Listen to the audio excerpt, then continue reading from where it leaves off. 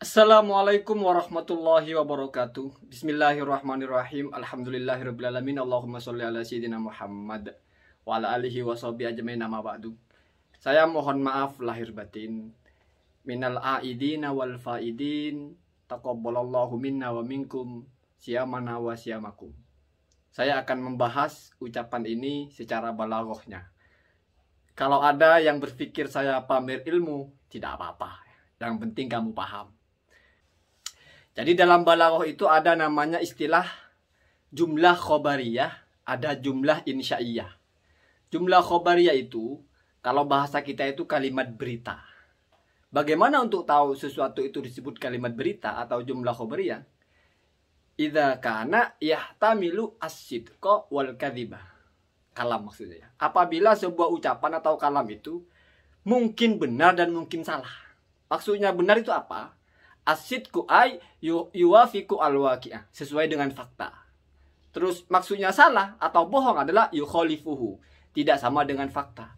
Jadi asal ada ungkapan yang bahasanya yang terungkap sesuai dengan fakta, itu namanya berita. Atau yang diungkapkan tidak sama dengan fakta juga namanya berita, tapi berita bohong atau hoax. Contohnya Warkop Institute subscribernya 50.000. Nah, itu berita namanya. Kenapa disebut berita? Karena mungkin saja benar, mungkin saja salah.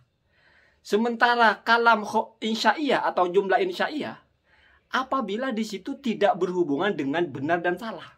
Artinya tidak bisa dibuktikan ini sesuatu yang benar, sesuai dengan fakta atau tidak sesuai dengan fakta. Contohnya, subscribe-lah channel Warkop Institute. Nah, dari kalimat ini kan kamu tidak bisa membuktikan ini sesuai dengan fakta atau tidak. Itu namanya insya'iyah. Nah, insya'iyah itu ada yang tolabi, tuntutan, atau mengandung tuntutan, mengandung perintah, mengandung permintaan, atau ghairu tolabi, tidak mengandung tuntutan. Yang mengandung tuntutan itu atau tolabi itu ya tadi itu, perintah misalnya. Atau mungkin doa. Kalau doa itu kan permintaan kepada Allah. Rabbighfirli, ya Allah ampunilah saya.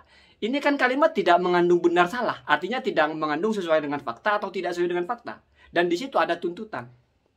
Jadi ciri utamanya seperti itu ya. Kalau bicara secara luasnya mungkin banyak, mungkin cara ini saya bicara gampang-gampangan sesuai kapasitas saya ya, yang memahaminya dari balaghah wadihah saja ya. Kemudian ada lagi yang menarik. Kadang-kadang insya'iyah itu tidak ada tuntutan di situ atau ghairu tolab. Misalnya al-madhu, memuji. Nah, ini menarik ini. Jadi kalau ada orang memuji, itu tidak boleh kita bilang pujian itu bohong atau pujian itu benar. Misal kita bilang, kamu ini pintar sekali ya.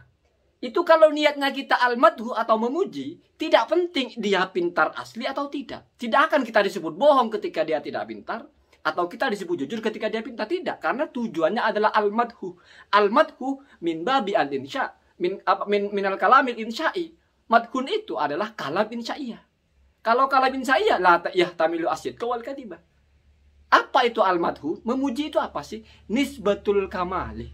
Menisbatkan sifat kesempurnaan. Ganteng sekali, pintar sekali. Itu enggak sesuai fakta atau tidak sesuai fakta atau sesuai fakta. Enggak ada urusan. Namanya muji. Ya toh? Kenapa? Karena kalau dicek sesuai fakta atau tidak sesuai fakta, berarti bukan pujian. Tetapi khobariyah, kan begitu. Ini kalau kita paham ya.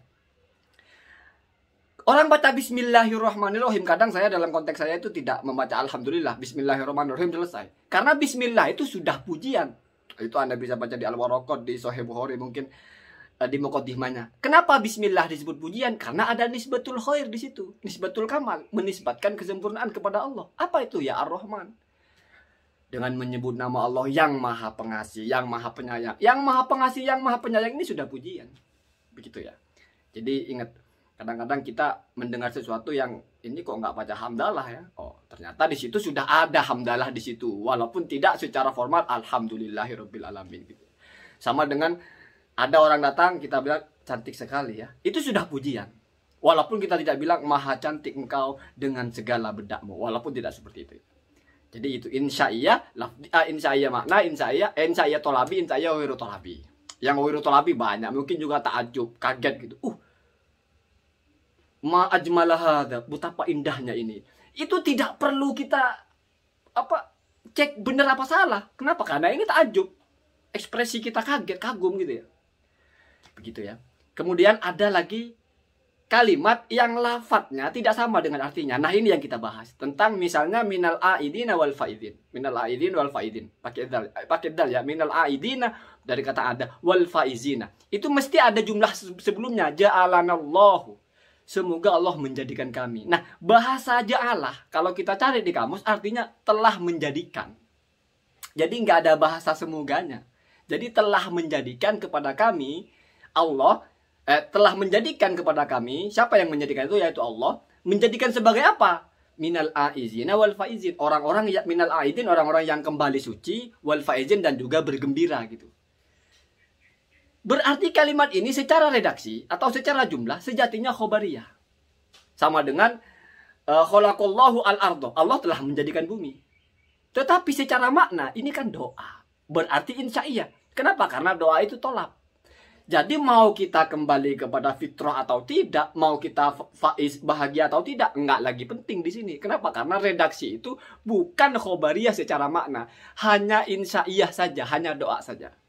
Sama dengan ada orang mati kita bilang rahimahullah atau jazakallah atau mungkin syafaqallah itu. Tidak sesuai dia sembuh atau tidak, enggak ada urusan. Kenapa? Karena bahasanya bukan Allah telah menyembuhkanmu, bukan, tapi semoga Allah menyembuhkanmu. Karena artinya semoga, maka namanya insya'i. Karena lafadznya itu syafa itu kan menyembuhkan, fi'il madhi bahkan. Karena lafadznya seolah-olah berita, maka secara lafadz namanya khobari. Jadi khobariyatun fil lafdi, insya'iyatun fil makna. Ada yang sebaliknya, ini yang menarik. Dalam Al-Quran itu Nabi Hud ketika menjawab dari tuduhan kaumnya, kata kaumnya itu, Tuhan-Tuhan kami telah menjadikan kamu gila, wahai Hud, karena kamu telah melarang kami menyembah Tuhan-Tuhan kami. Maka Nabi Hud menjawab, qala inni ushhidullaha washhadu anni bari'un mimma tusyrikun. Kalau secara bahasa, artinya ini secara lafaz gitu. Sesungguhnya aku menjadikan Allah sebagai saksiku. Ini khobariyah. Ya. Kenapa? Karena ini informasi. Washhadu, dan saksikanlah oleh kalian. Nah, ini kalau secara lafaz kan insya'i. Insya'i maksudnya kan perintah. Ayo saksikan itu. Padahal kalau kita baca di tafsirnya, ini ushhidullaha wa ushhidukum, gitu ya. Jadi sejatinya aku menjadikan Allah sebagai saksi dan juga aku jadikan kalian sebagai saksi. Apa yang harus disaksikan? Anni bari'un minal mimma tusyrikun. Saya ini jauh, berlepas diri dari apa yang kamu sekutukan dengan Allah itu, atau sesembahan kamu itu ya. Jadi ini kebalikannya. Washhadu di sini seolah-olah perintah secara lafaz atau insya'i, tetapi maknanya sesungguhnya adalah khobari, yaitu kamu menjadi saksi saya juga. Jadi Allah yang menjadi saksi saya, kamu juga yang menjadi saksi saya. Sebetulnya yang paling simpel itu adalah assalamualaikum. Jadi assalamualaikum ini kan seolah isnadnya di sini isnad ijab ya. Keselamatan atas kalian gitu. Seolah-olah itu adalah berita. Padahal ya doa. Kenapa? Karena semoga Allah menimpakan keselamatan kepada kalian. Bukan menimpakan ya, menganugerahkanlah atau menjadikan kalian selamat ya. Warahmatullahi wabarakatuh, gitu ya. Jadi mari kita kalau membaca sesuatu, melihat sesuatu itu khud ma sofa wada ma kadaro katanya. Ambil yang jernih, buang yang tidak, yang buang yang kotor gitu. Ada orang ngomong kayak sombong gitu. Ya kalau omongannya benar, ambil omongannya, sombongnya buang. Lagian begini nak ya, sombong itu hati ya, sombong itu hati. Orang ngomong itu kadang memang ngegas, ini agar tajam gitu. Sombong itu hati. Dan nahkum bidawahir, kita menghukumi orang dari luarnya. Ada ulama populer sekali mengatakan Ra'sul kholal al-hukmu bima fi batinil amri, atau fi batini syahsi gitu.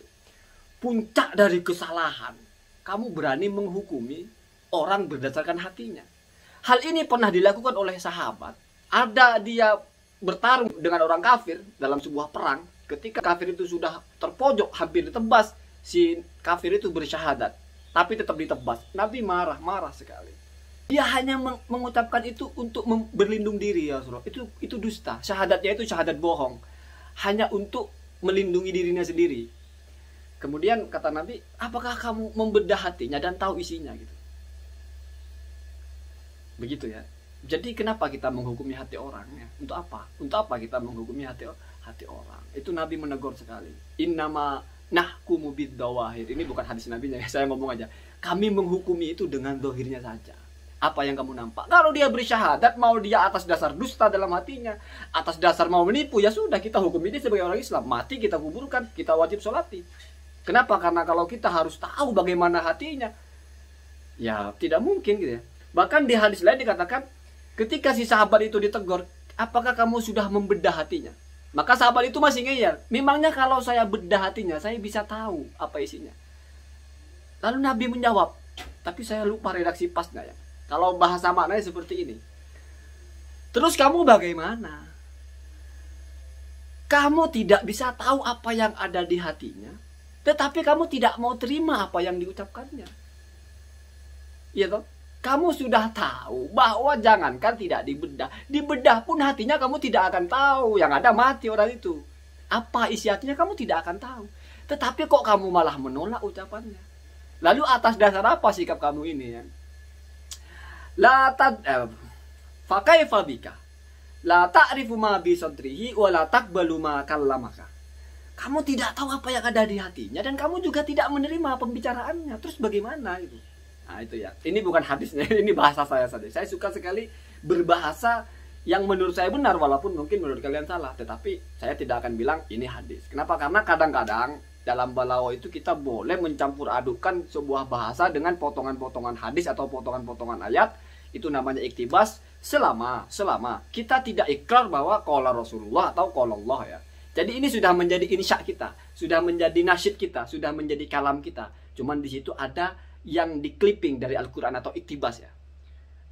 Misalnya salah satu pepatah yang populer sekali, kulil haqqo walau kana mudhikan ya. Katakan sesuatu yang benar walaupun lucu. Jangan bilang itu dari Nabi.